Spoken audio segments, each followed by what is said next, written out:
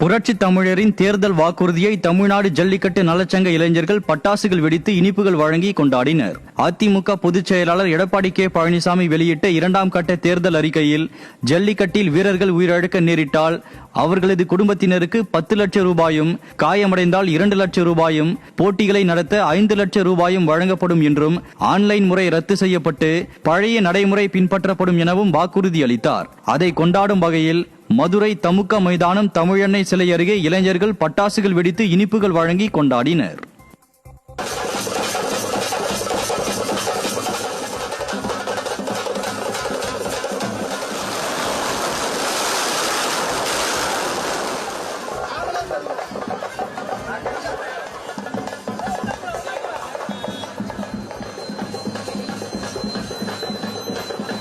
இந்த எதிர்க்கட்சி தலைவர் இன்னைக்கு ஜல்லிக்கட்டுக்கான உரிமைக்கு நம்மளுடைய மாடுபடி வீரருக்கும் காளை உரிமையாளர்களுக்கும் ஏகப்பட்ட உதவிகளை தேர்தல் அறிக்கையில் சொல்லியிருக்காரு. ஒவ்வொரு மாடுபடி வீரரும் காளை உரிமையாளர்களுக்கு இந்த மருத்துவ காப்பீடு திட்டம்ன்றது மிகப்பெரிய உதவியானது.